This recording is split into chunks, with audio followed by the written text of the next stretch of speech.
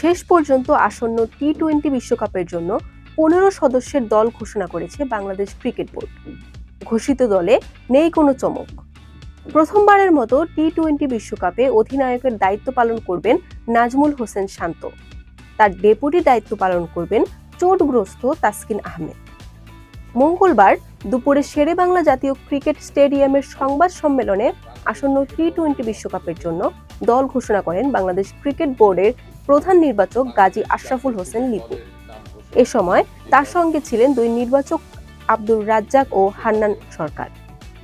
প্রথমবারের মতো টি-20 বিশ্বকাপ খেলবেন তানজিদ হাসান তামিম, জাকির আলী অনিক, তানজিম হাসান, সাকিব, রিশাদ হোসেন ও তানভীর ইসলাম। আর 2021 সালে সবশেষে টি-20 বিশ্বকাপ খেলেন মাহমুদুল্লাহ রিয়াদ। তবে মাঝে 2022 সালে টি-20 বিশ্বকাপে বাদ পড়েছিলেন অভিজ্ঞ এই মিড অর্ডার ব্যাটার।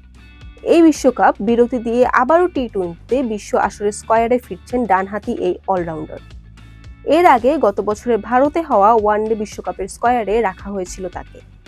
টি-20 বিশ্বকাপে নতুন 5 তরুণ ক্রিকেটারের মধ্যে তানজিদ হাসান তামিম ও তানজিম হাসান সাকিব ছিলেন ভারতে হওয়া ওয়ানডে বিশ্বকাপ। তানজিদ বিশ্বকাপের সব ম্যাচ খেলেছেন আর তানজিম খেলেছেন 2টি ম্যাচ। বিশ্বকাপে একেবারে নতুন মুখ জাকির আলী অনিক, রিশাদ হাসান ও তানভীর ইসলাম। বরিশাল.নিউজ।